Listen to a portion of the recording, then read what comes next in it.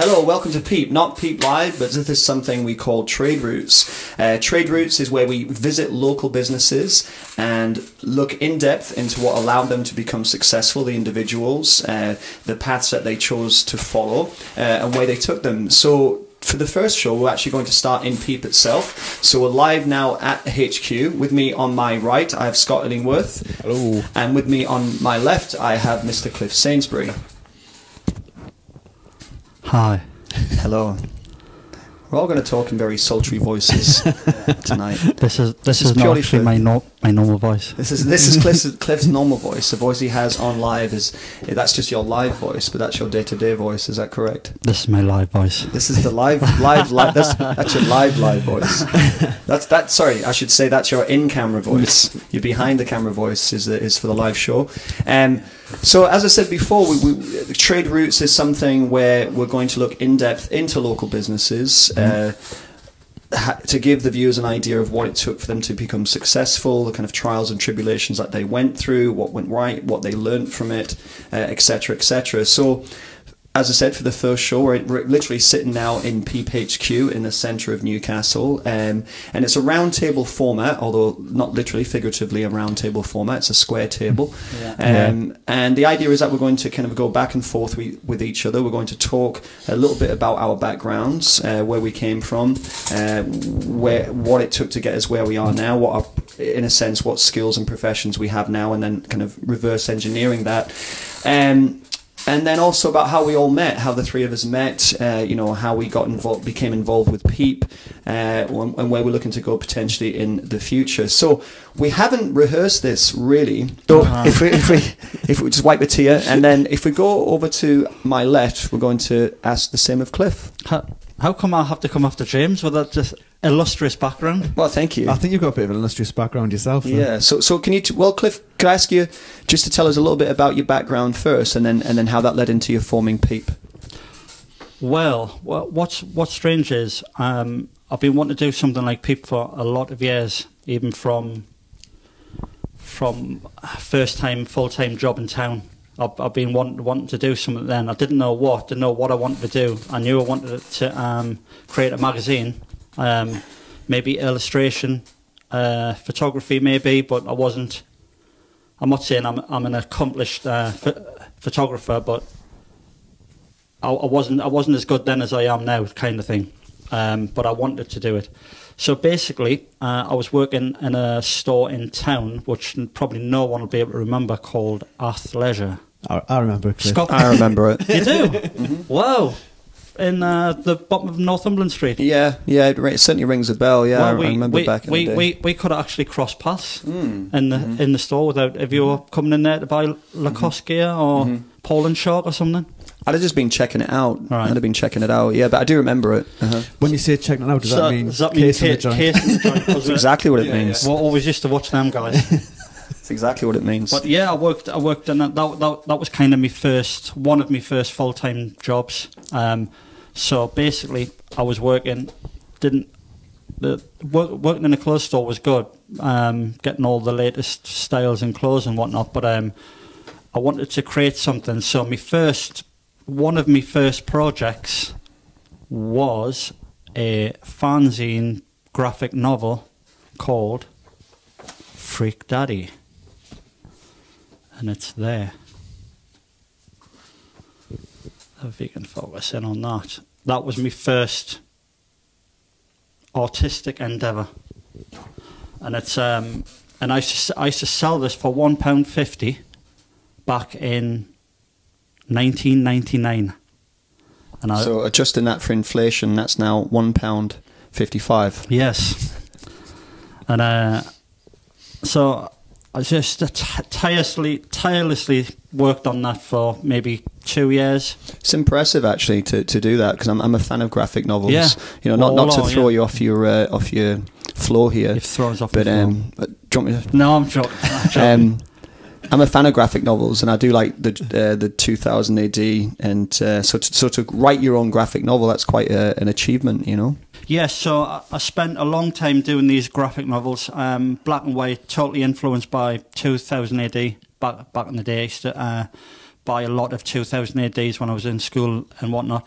So basically, heavily influenced by Cam Kennedy and Simon Bisley. And why I created these 3 graphic novels, I even done the 4th one, but it kind of didn't get the chance to come out. But I was really influenced by, if anyone's read any of the books by Iceberg Slim, The Story of My Life by Iceberg Slim, Pimp. I haven't. I was really influenced by those, so I've read all of his books. Spent a couple of years reading those, and then that was the massive influence with illustration, graphic novels. So I was selling that in town for about 2-3 years. Decided I didn't want to keep. How did you get on with your sales then? So say each month, how many would you sell? Well, I used to print. I used to do a print run of maybe 300 a month. What did that cost you to print those? Oh, I can't remember now. It's I think it used to cost us about £100 for, I don't know, 200 issues, or £90 for 200 issues. It wasn't going to be a retirement fund, James. You know what I mean? It wasn't. I wasn't gonna live off it. Clearly, but it was a. What's the word I'm looking for? It was it's a creative outlet. It was a creative outlet, but it was a labour of love. So I was doing them for a few years, and then I just decided. I think I took it as far as I could take it, but it's extremely graphic as well, James. So I could never get away with this now. I'd probably get, if I was selling this in town now, I'd probably get arrested. You probably would. It's getting to a bit more of a totalitarian state, isn't it? Yeah. I don't mean that literally, thank God, but it's very left wing. So things like that you probably would not get through the net. But I would be hauled in. Can I just want to interject here? I remember a guy, it was probably around about the same time you were selling these. There was a chap who was selling, he called himself the Trainer, and he'd wear like a Gold's Gym top. He was like an older guy, and he made up these tiny little books, so maybe this size, but not as high quality of these. It was just kind of like an open book. Yeah. And he'd just come up to you, but he had this kind of personality where he would just come up and go, one for the Trainer, and he'd open his hand, and it's an old kind of sleight of hand, so to speak, trick where he'd hold pound coins. So automatically you'd assume that you'd have to be a pound, so you give him £1 and he'd give you this little trainer book, and he just photocopied like articles from like fitness magazines and just put them all together. So in a way it was kind of not fraud, but it was kind of copyright well, yeah, it was just selling. But I mean, he probably made a few quid doing that, but you know, that's something that he just photocopied, put down. It just reminded me of that. Yeah, but obviously cool. you're writing your own material and putting it out there. Yeah, I was. What I forgot to mention is I was writing it as well. So it was a lot of crazy stories entwined. It was basically, I'll just break it down for you very, very quickly. It was about a guy in the, I'd say, late 50s Chicago, who his career was being a pimp on the cold streets of Chicago. When he was running the streets, he accidentally killed his twin brother. And then after he killed his twin brother, he was high on PCP or whatever I've wrote. It was very crazy, James. It was a very crazy story. To be honest with you, probably not that crazy. If you read some of the, not that crazy now. Well, no. You know, if you look at Punisher Max, if you read any of the Punisher Max series. It's a famous artist. His name will come to me. Yeah. And some of the stories in there, they wouldn't dare put them on film. Nobody would have the balls to put them on film. It's too deep and tragically too dark and almost, true to life. What was going on there? You know, there's one episode, The Slavers, just blows your mind. But I tell you what, it's incredible writing. I think I've read that one. Yeah. If not, I'll pick it up for you. Yeah, definitely. So basically, but that's online now, though, isn't it? Some of it's online. What, this? Yeah. It is. It's in Peep magazine issue 1, 2, 3, 4, 5, 6. Maybe 6 even. So basically, he accidentally killed his brother. He's got to wear this mask because he can't stand to look at his face because he sees his brother's face, twin brother. And he's got this deal. He got sent down for X amount of years. This is all influenced by these books and blaxploitation films, Superfly, Shaft, and all the rest of it. And the head guy in the police department, I had it all worded much better than that, of course. He kind of got him out so he could run the streets under this guise of, you run the streets with me, I'll take care of upstairs, you take care of downstairs, I'll keep you out of jail, you clean the streets up, but you can do your little extras on the side. So it's basically his adventures, getting into various scrapes with other pimps, just drug wars, and Black Panthers are in there, and just all the rest of it. It was kind of relevant to the time and the place. For the viewers at home, when Cliff says Black Panther, he means the original Black Panther. Black Panthers. Not Black Panther's the animal, and not Black Panther's superhero. It means the black activist group, I assume. Yes, the black Bobby. What's his surname? The leader of the Black Panthers. So basically, I'll speed it up a bit. Done that. Decided I wanted to go to university. Wanted to study film. Was desperate to make a film or animation of some description. But all this time, I think I've always had not peep, but something, because the word peep didn't even enter my head then. Made a couple of short films at university. Got the grade I wanted. Got a nice little award that I wanted. And I thought, I'm going to be a filmmaker. That was my plan. What was the award that you won? I won the Mike Figgis Award for Innovation. And you got a first as well. And I got a first as well. But it just seems like a lifetime. It seems like a lifetime ago now. And everyone, do you know when you get the pat on the back and it's like, oh, you've made it, and all the rest of it. How wrong they were. Oh, absolutely. How wrong. You've never made it because there's always the next step, isn't there? Yeah, of course. But the point is, I wanted to be a filmmaker. I wanted to make films, and I made a film called White House Road, which that won the award. Just something I was quite pleased with. Not today's standard, but for then university standard, it was. It's a good pretty film. Cool. You're underplaying it. It's a good film. Yeah, it is. It is. And then, thanks. James hasn't seen it. No.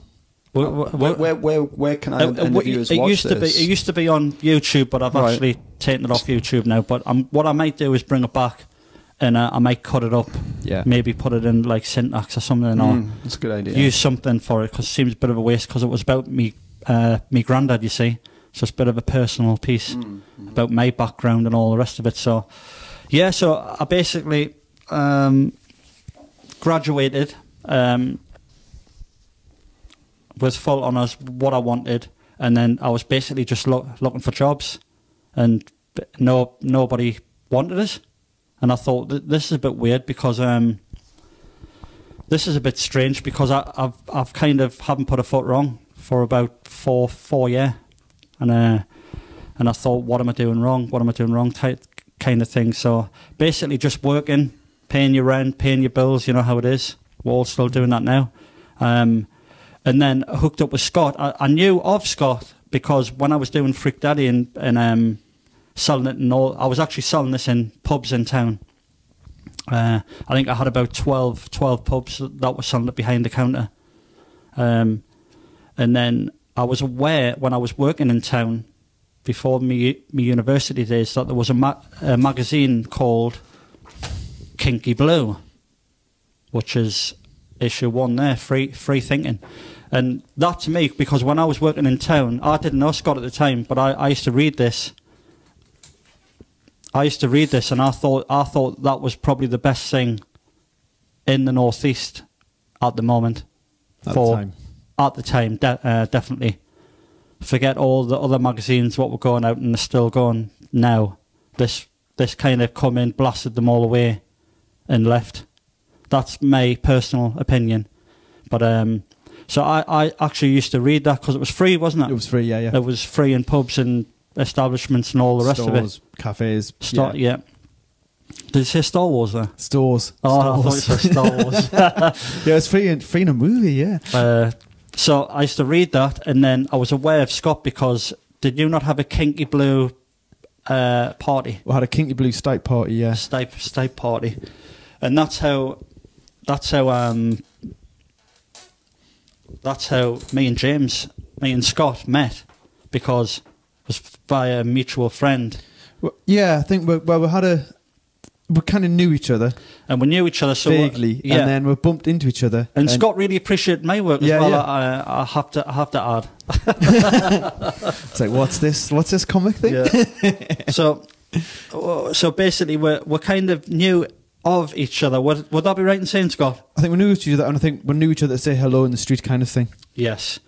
And then as it went on, I don't know how far Scott. He'll tell you better yourself. I don't know how far Scott was doing this with the Kinky Blue, but I wanted to create something not Kinky Blue, not Freak Daddy fanzine. I wanted to create something a bit different, but it was basically originally maybe art-based magazine that was going to be print as well. But it and then we're done maybe 3, 4 issues, 5 issues of Peep magazine. Yeah. Jumping the gun a bit again, as I always do. So me and Scott hooked up eventually because I wanted to do another magazine, and then that's how me and Scott met. So I'm trying to tie all the pieces in now before Scott has his bit. But and then we were coming up with the ideas. What ideas? Scott came up with the name Peep. Yeah, it was Scott. Scott, everyone. I never come up with a name, but it was a train of thought. Yeah. Always knew it was going to be P's, something P, playground. You wanted to call, playground was the original idea, wasn't it? Yeah, I was wanting to call it playground, and I think at one point I was wanting to call it mise en scène. I was like, no. Mise en scene. Mise en scène. Mise en scène. Mise en scene. I don't want to get hounded again for wrong pronunciations. Anyway, French ones as well. So basically, that's how it came about. We started to do these online Peep magazines, which I believe got like a lot of interest. The first 1 and 2, and that's basically it with Peep. At the start, we're coming up with a lot of different angles on.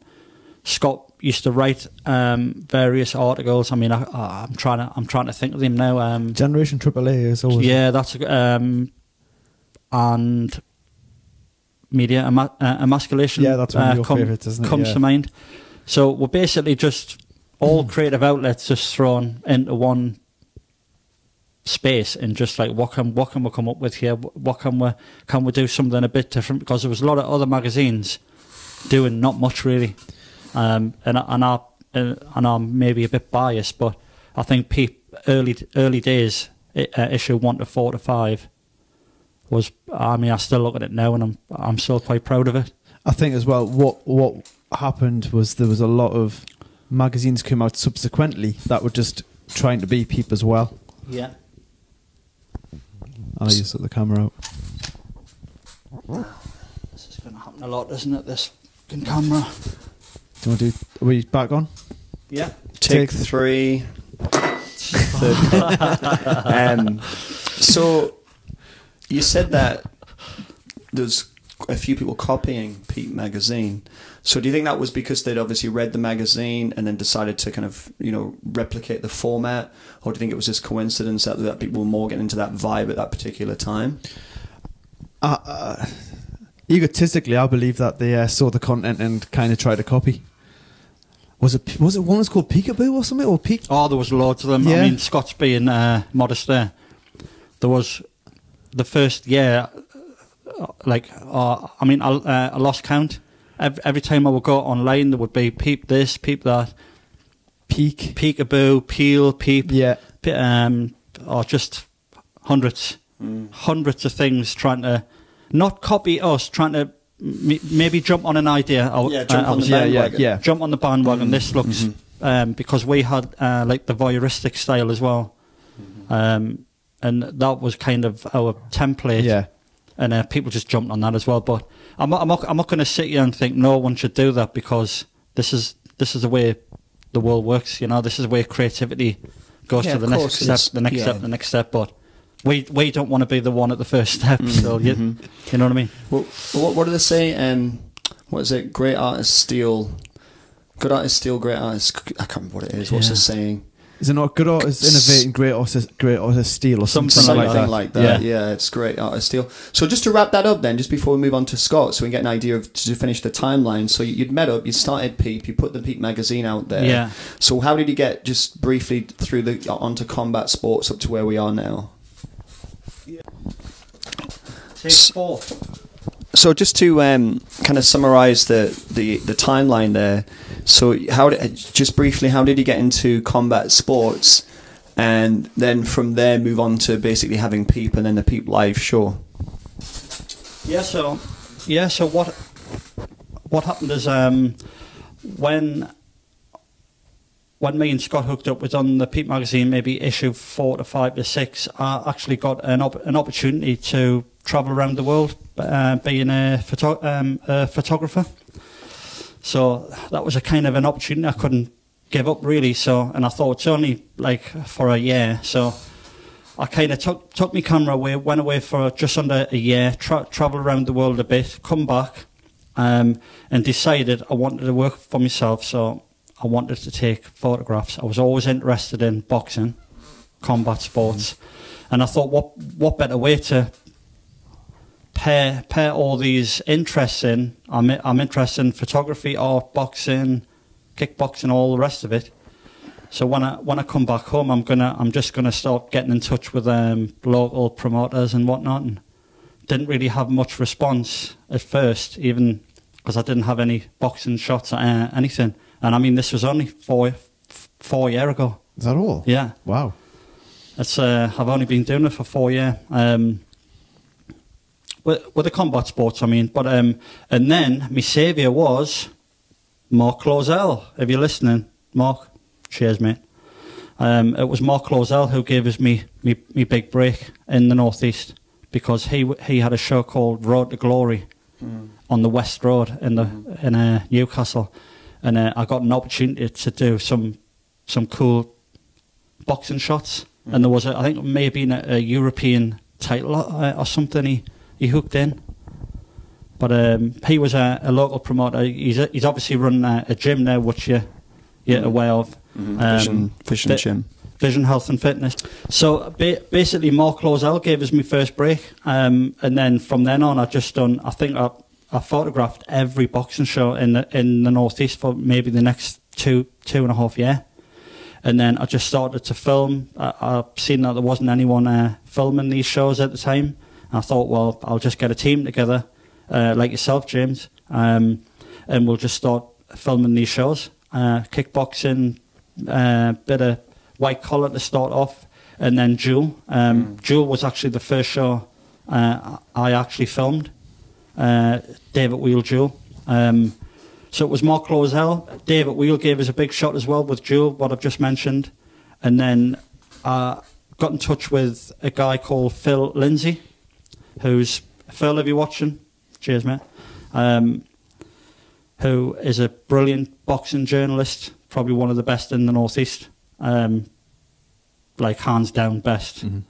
For boxing. I'm not, I know James is sitting here, but Phil's like just boxing, and he's very, very good at it, whereas James is more rounded with everything. I can see him just going green with them. Yeah, he's going. I'm watching that. Phil who? It's all good. No, but the thing is, why I'm saying that is Phil wasn't really interested in anything. Yeah. He's obviously interested in a lot of things, but kickboxing, MMA, maybe not so. But boxing, yeah. And so me and Phil kind of interviewed every pro boxer in the Northeast. I think bar a couple. And that was that's over the space of 4 years. So I've just quickly tried to do my best, because I'd be here all day. Chatting about all the stuff I've done within combat sports. But that's basically where we are now in the live show. I wanted to do a live show, because I kind of wanted to be the first to do a live show in the Northeast. And I don't want loads of hate mail and all the rest of it, but if we're not the first live show, but I've got a funny feeling we were. You probably were. In this context. And I wanted to kind of be the first one to do that, and not just like a podcast, I want to do I wanted to extend myself and see if I could do this live show, and I think we've kind of achieved it with everyone's help. Absolutely, that's interesting. Yeah, so we've gone right through from starting, obviously with the graphic novel, university, winning prestigious awards, moving through onto an interest in combat sports, kind of amalgamating that together with your interest in art and design and video, and then moving forward onto the live show, which then segues nicely into Scott, because Scott I only met a few weeks ago, through coming onto the live show. Obviously, Cliff had spoke about you and gave me a little bit of your background.